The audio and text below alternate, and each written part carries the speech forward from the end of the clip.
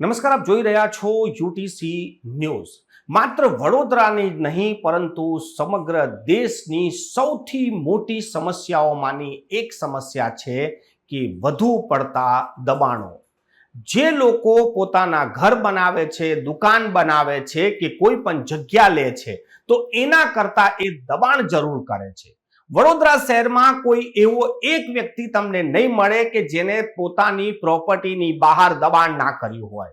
ઘરની બહાર ઓટલો બનાવવાનો, ઓટલાની બહાર વાહન મૂકવાના અને ટ્રાફિકમાં અડચણ ઊભું કરી દેવાનું। પરંતુ આ જે સમસ્યા છે તે વડોદરા સહિત સમગ્ર દેશ અને દુનિયાની છે। પરંતુ વડોદરામાં પણ જે ટ્રાફિકની સમસ્યા વર્ષોથી હતી તેમાં જ્યારે આ સમસ્યા સર્જાતી હતી ત્યારે લોકો એકબીજા પર દોષનો ટોપલો નાખતા હતા। જ્યારે ટ્રાફિક જામ થઈ જાય ત્યારે કહેવાતું હતું કે પોલીસની ભૂલ છે, ટ્રાફિક પોલીસની ભૂલ છે। અને જ્યારે ટ્રાફિક પોલીસને કહીએ ત્યારે તે લોકો જણાવે કે રોડ પર દબાણ થઈ ગયા છે તેથી ટ્રાફિક વધી જાય છે। પરંતુ પાછલા દિવસોમાં સરદાર ભવનના ખાંચામાં પાર્કિંગ કરવાની નજીવી બાબતે જે રીતે હુમલો થયો, હત્યા થઈ અને ત્યારબાદ આ પાર્કિંગની સમસ્યા કેટલી વિકરાળ છે તે સત્તાધીશોને ખબર પડી। સત્તાધીશો અચાનક એક્શનમાં આવી ગયા અને જોતા જોતા રાજકોટમાં એક ઘટના પણ બની ગઈ। આ રાજકોટની ઘટના પણ આ ઘટનાથી જોડી દેવામાં આવી અને જગ્યા જગ્યાઓ પર ફાયર સેફટીના સાધનો ના હોવાના કારણે સીલો મારવામાં આવી। સરદાર ભવનના ખાંચાના વેપારીઓ આ જ વસ્તુમાં ફસાઈ ગયા। એક બાજુ ફાયર સેફટી, બીજી બાજુ વધુ પડતા દબાણો, ટ્રાફિકની સમસ્યા, એટલે વડોદરા મહાનગરપાલિકા અને પોલીસ એક થઈ ગઈ અને સરદાર ભવનના ખાંચાના તમામ વેપારીઓની દુકાનો, ક્લાસીસો સીલ કરી દેવામાં આવી। વેપારીઓ હેરાન થઈ ગયા, ક્લાસીસ સંચાલકો પરેશાન થઈ ગયા અને હવે જ્યારે સીલ ખુલવાનો કોઈ મોકો જ નથી, કેમ કે સત્તાધીશોને રજૂઆત કર્યા બાદ ના પાર્ટી માનવા તૈયાર છે, ના કોર્પોરેશન, ના પોલીસ। જ્યારે હવે દુકાનો ખુલવાની જ નથી ત્યારે વેપારીઓએ એક વચગાળાનો ડિમાન્ડ કરી।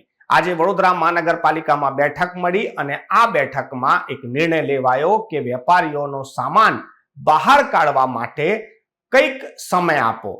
વડોદરા મહાનગરપાલિકાએ મોટું મન રાખી 5 કલાકનો સમય વેપારીઓને આપ્યો છે કે 5 કલાક સુધી સીલ ખુલશે, તમે તમારો સામાન કાઢી લો, પાછી સીલ લાગી જશે અને જ્યાં સુધી ટ્રાફિક કે પછી ફાયર સેફટીના સાધનો પૂરા નહીં થાય ત્યાં સુધી સીલો નહીં ખુલે, એટલે દુકાનો બંધ રહેશે।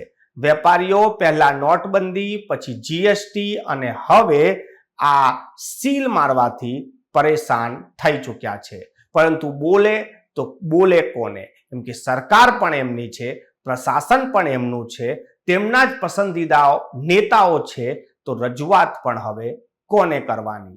વેપારીઓની આ દુવિધા વેપારીઓ કેવી રીતે પાર પાડશે? કેમ કે દુકાન સંચાલકોની સાથે સાથે દુકાનોમાં કામ કરતા કર્મચારીઓ પણ હવે પરેશાન થયા છે।